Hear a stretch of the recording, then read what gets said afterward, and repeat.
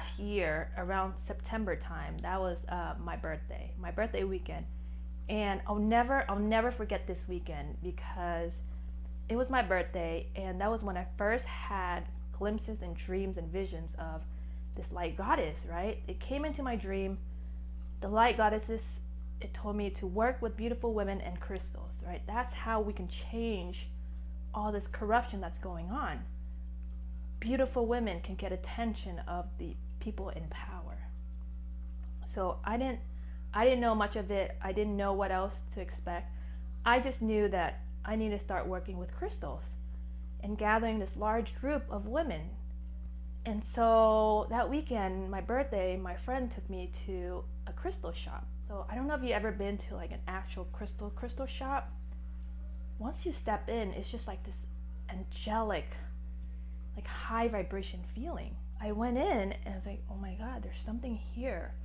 So that was my very first time walking into a crystal shop and actually intentionally looked for a crystal. And I was standing there looking at this one specific one. It's called the Super 7. Funny that now looking back at it, Super 7, Seven Sisters. I was staring at the Super 7 stone, and the owner came by and shared something with me. He kind of had a feeling that I kind of knew my crystals, but not really, right? I just started. And he's like, you know, Tammy, it's not really you that chooses the crystal. It's the crystal that chooses you. And I'll never forget what he said, right? Because when he said it, a chill just went up and down my spine. That's the reason I want to make this episode today is it really you that chooses the crystal, or is it the crystal that chooses you? And how does all these synchronicities come into play for you to come find your crystal? So let's cut to the chase. Today's gonna be a very interesting one. Tammy Doe, let's go. Audio Jungle.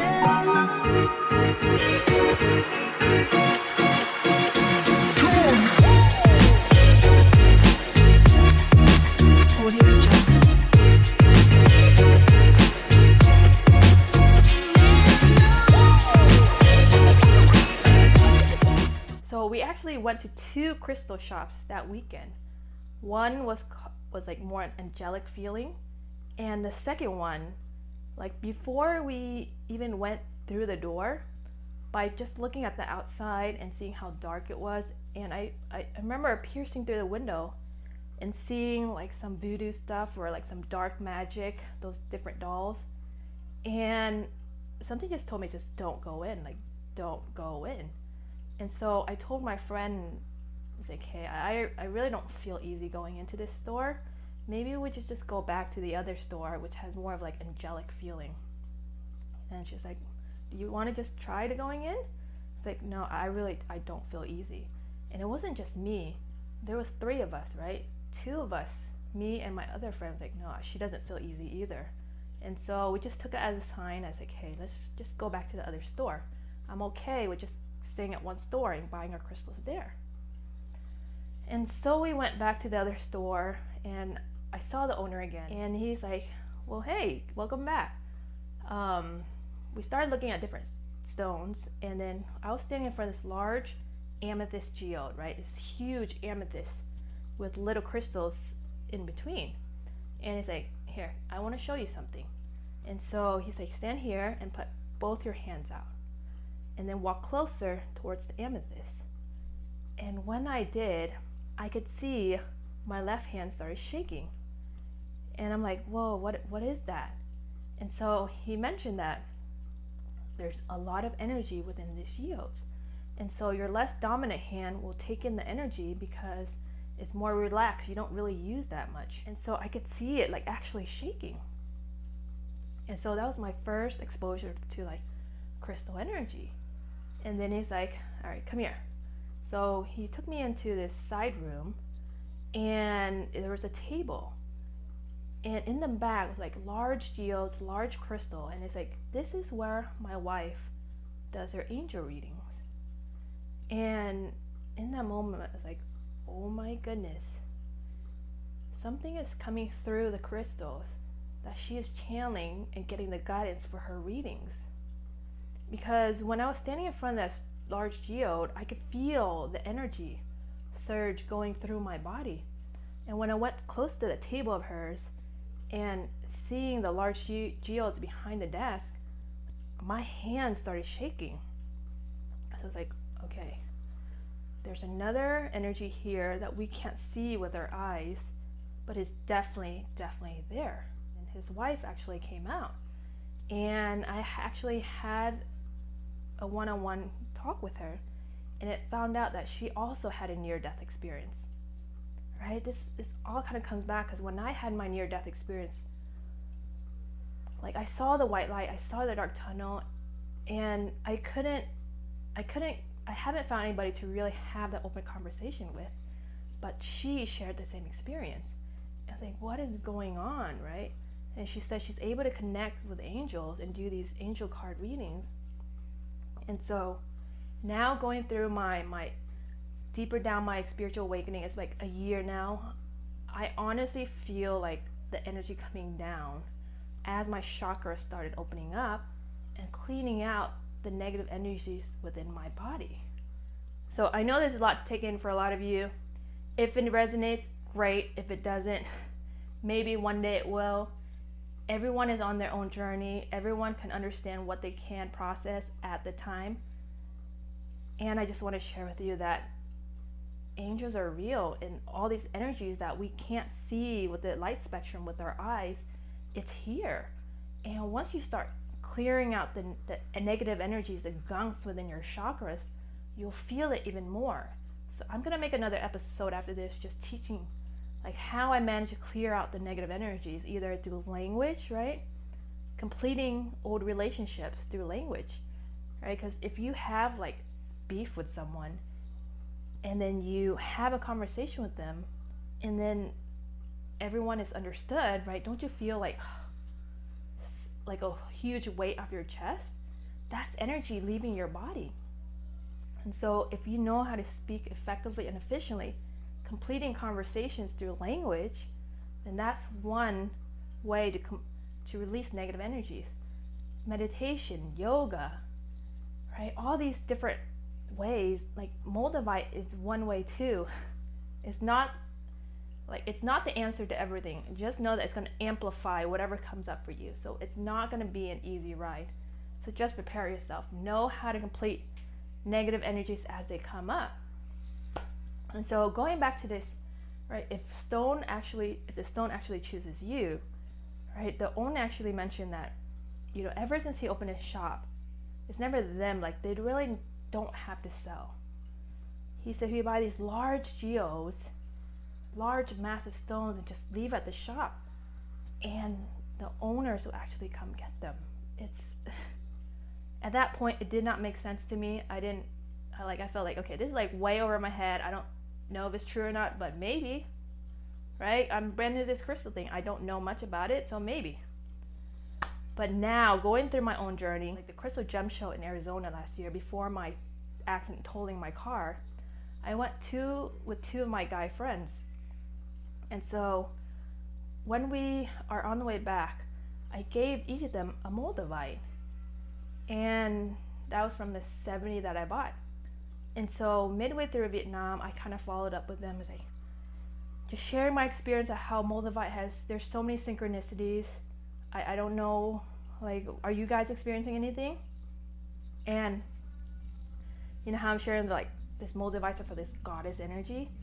Well, one of my friend was like, he went to this huge concert, and so he's a music producer. So, and then I guess they were just dancing at this huge concert, and this chain got attached to this other person's chain, and somehow along the way the crystal got lost.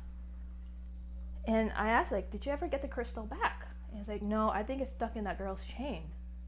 So I was like, all right. I just took it like it wasn't meant for him. That other goddess has already left with the stone, whether or not she knows how powerful this stone is. And my other friend who had another stone, I asked him, I was like, hey, have you noticed anything? Do you still have your stone? He also lost it. He doesn't know where it is, so I don't know where that stone is. Maybe it's with another goddess, or maybe it's not. I don't know. And another one is, so I bought this phenacite crystal. It's called phenacite. It's supposed to be activating your light body, whatever that means, right? Now it makes a lot more sense. By that point, it's like, oh, okay, well, let me try it. So it's like this itty bitty stone, which is like $70 for just a stone. So I was like, okay, that was like the first stone I ever held. I actually, when I meditated with it, I actually felt like a tingling. Like, you know, one of those minty, tingly feelings all up and down my body. And I was like, whoa, this stone is really powerful. So I just got it for like 2 days. And then I went to Michael's and I started shopping for supplies to create my crystal jewelry. And then I had the stone with me. It's like, okay, maybe you can help me, guide me to whatever I need to buy. And so I went in and I bought whatever I needed. I went to the checkout. I was like, okay, I think this is all I need. And then when I went to the car, I was like, where's my stone? And literally it was $70. It's not cheap for like a tiny stone it was just a stone. And I was like, oh my gosh, where's my stone? And I went back. I asked the front desk, like I had it when I was a cashier. I called one of the workers there. I was like, hey, can you help me find this stone, right? It just looks like a piece of glass. It's really expensive. Like, can you help me find it? I just had it like 5 minutes ago. So literally, we went searching around the whole shop for an hour, not being able to find this stone. And I was so sad because I had already spent $70 in this tiny stone and now I just lost it. And so I gave the one of the workers, like, hey, if you find it, it looks like this, can you just call me and tell me? I'll come pick it up. And they never did. And so the downloads I had after that was that energy needed to be there at Michael's, right? Because it's going to pull in all those creative people. The energy is going to be there to guide the creative people to come here and find what they need to find, because creativity is what we're lacking, what we're missing in this dimension that we're living in right now. Because a lot of people's creativity is so suppressed that maybe the stone at Michael's will help them figure out, help them find their way. So I just wanted to share that. It may not make sense to you, it may not, I don't know, but these are all the pieces I'm starting to piece together as I'm looking back at my journey. And even though at the time it did not make sense, and I resisted, and I wanted my stone back, because that was one of the most powerful stone I had, along with Moldavite, and so I just wanted to find it. But here's the thing: once you start ascending to this higher level, you start looking back at why things happen a certain way, and it just makes so much more sense. So the moral of that story is, I truly believe the stone is calling a call for their owner.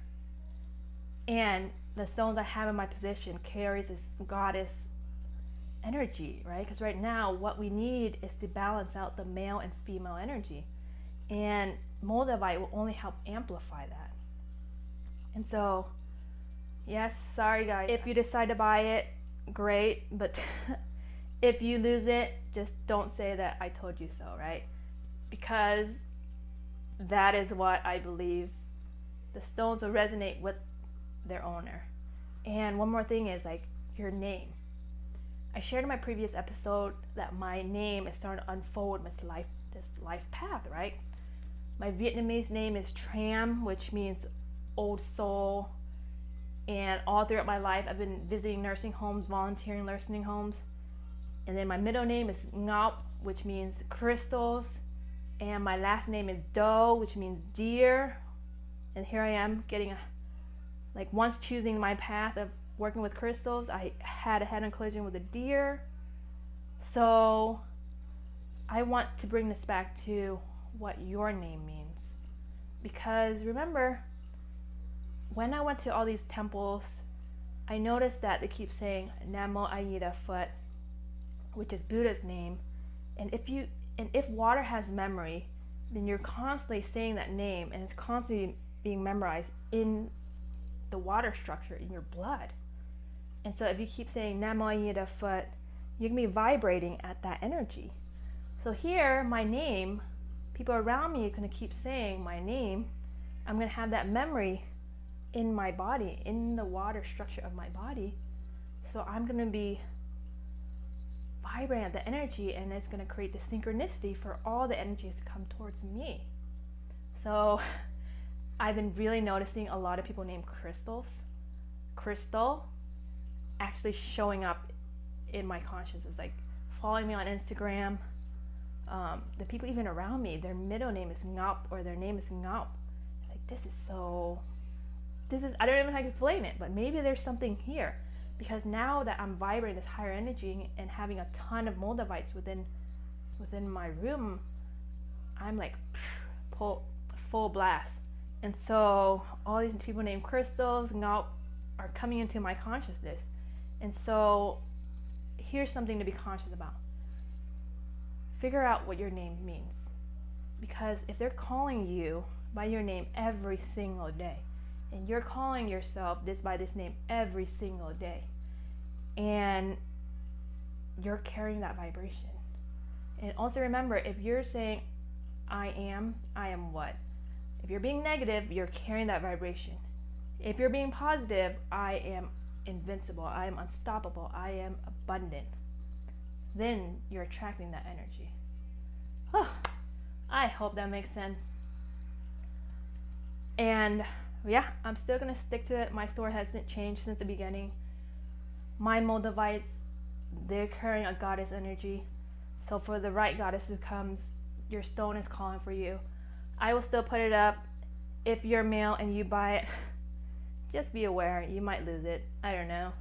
So I'm creating this feminine goddess energy crystal grid.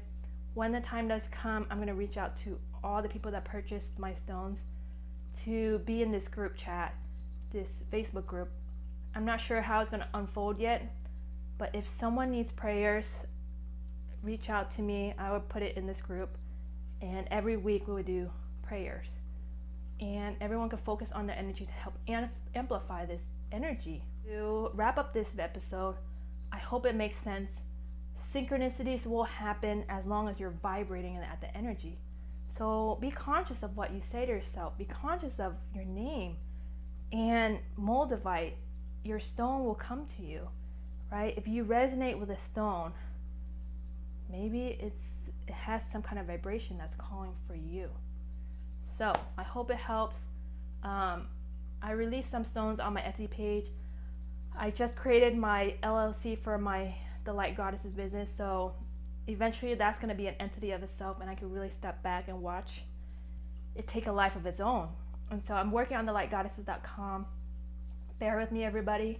And when the time is right, I'm going to reach out to everyone that purchased my stone to create this Facebook group or this email list, and we can start doing prayers for those who need it the most. And so that's a wrap for now. I hope it helps. Don't forget to click like and subscribe. Oh, also one thing is talk about synchronicities. I've been getting downloads that, hey, out of the 7 sisters, I may be the root chakra, right? Because red has always been my favorite color. And someone commented on from my previous video, it's like, hey Tammy, did you know that do, re, mi, so, fa, li, ta, whatever that 7 syllables are, the music tones, do actually represents the root chakra. And during that episode, it just blew my mind, because when I shared it, I was wearing red and sharing with my audience that, hey, I think I'm the root chakra. And then he shared that do, re, mi, each one has their own chakra. And here my name is Tammy Do. So I don't know how synchronistic this can get, but there's definitely something there that if you choose to follow it, it's going to lead to your awakening and what you are meant to do in this world. So that's all I have for you guys today. Tammy Do, signing off. Audio Jungle.